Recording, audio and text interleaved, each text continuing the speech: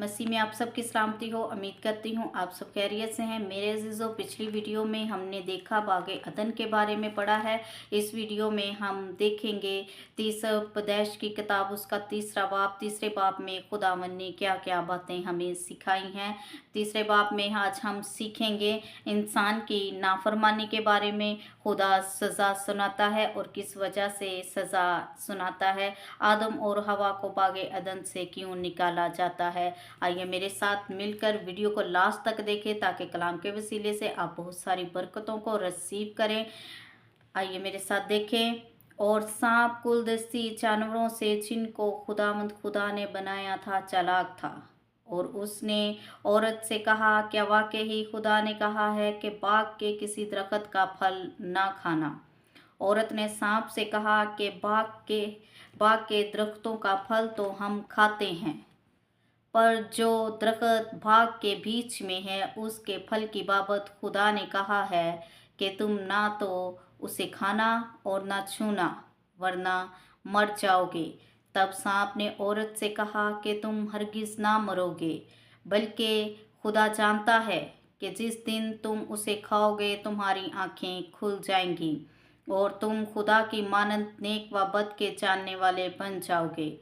औरत ने खुद देखा कि वो दरख्त खाने के लिए अच्छा और आँखों को खुशनुमा मालूम होता है और अक्ल बख्शने के लिए खूब है, तो उसके फल में से लिया और खाया और अपने शोहर को भी दिया, और उसने खाया। तब दोनों की आंखें खुल गईं और उनको मालूम हुआ कि वो नंगे हैं, और उन्होंने अंजीर के पत्तों को सीकर अपने लिए लुंगियाँ बनाईं। और उन्होंने खुदावंद खुदा की आवाज़ जो ठंडे वक़्त बाग में फिरता था सुनी। और आदम और उसकी बीवी ने अपने आप को खुदावंद खुदा के हजूर से बाग के दरख्तों में छुपाया। तब खुदावंद खुदा ने आदम को पुकारा और उससे कहा कि तू कहाँ है। उसने कहा, मैंने बाग में तेरी आवाज़ सुनी और मैं डरा, क्योंकि मैं नंगा था और मैंने अपने आप को छुपाया। उसने कहा, तुझे किसने बताया है कि तू नंगा है? क्या तूने उस दरख्त का फल खाया जिसकी बाबत मैंने तुझको हुक्म दिया था कि उसे ना खाना?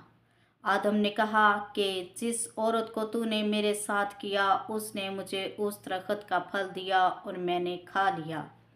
तब खुदावंद खुदा ने औरत से कहा कि तूने ये क्या किया? औरत ने कहा कि सांप ने मुझको बहकाया तो मैंने खाया।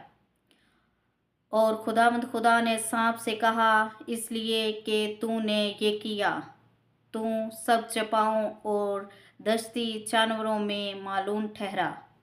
तू अपने पेट के फल बल चलेगा और अपनी उम्र पर खाक चाटेगा।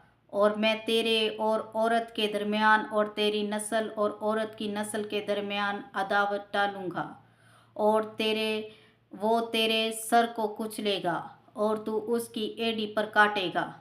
फिर उसने औरत से कहा कि मैं तेरे दर्द हमल को बहुत बढ़ाऊंगा। तू दर्द के साथ बच्चा जनेगी और तेरी रग़बत अपने शोहर की तरफ होगी और वो तुझ पर हुकूमत करेगा।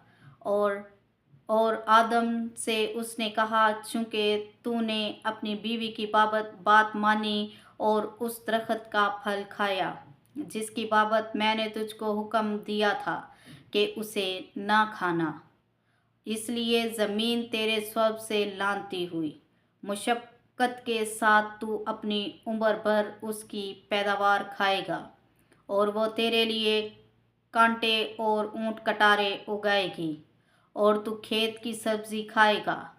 तू अपने मुंह के पसीने की रोटी खाएगा जब तक कि ज़मीन में तू फिर लौट ना जाए, इसलिए कि तू उससे निकाला गया है, क्योंकि तू खाक है और खाक में फिर लौट जाएगा। और आदम ने अपनी बीवी का नाम हवा रखा, इसलिए कि वो सब जिंदाओं की माँ है। और खुदावंद खुदा ने आदम और उसकी बीवी के वास्ते चमड़े के कुर्ते बनाकर उनको पहनाए। और खुदा ने कहा, देखो इंसान नेक व बद की पहचान में हम में से एक की मानंद हो गया है। अब कहीं ऐसा ना हो कि वो अपना हाथ बढ़ाए और हयात के दरख्त से भी कुछ लेकर खाए और हमेशा जीता रहे। इसलिए खुदा ने उसको बाग अदन से बाहर कर दिया ताकि वो उस ज़मीन की मानंद जिसमें वो लिया गया था खेती करे। चुनाचे उसने आदम को निकाल दिया और बाग अदन के मशरिक की तरफ क्रोबियों को और चौगिर्द घूमने वाली शमाजान तलवारों को रखा कि वो ज़िंदगी के दरख्त की राह की हिफाजत करे। आमीन। पाक कलाम के पढ़े और सुने जाने पर खुदावंद की बरकत हो, खुदावंद का शुक्र हो। मेरे अजीज़ों, हमें खुदावंद की हर बात को मानना चाहिए, हमें नाफरमानी नहीं करनी चाहिए। पहले से तो खुदा ने हमें माफ़ किया है, लेकिन अब जब जो खुदावंद आने वाला है, अब हमारे हिसाब होंगे और नजात हम तभी हासिल कर सकते हैं जब हम खुदावंद के कलाम को पढ़े, सुने और उस पर अमल करें। आमीन। God bless you.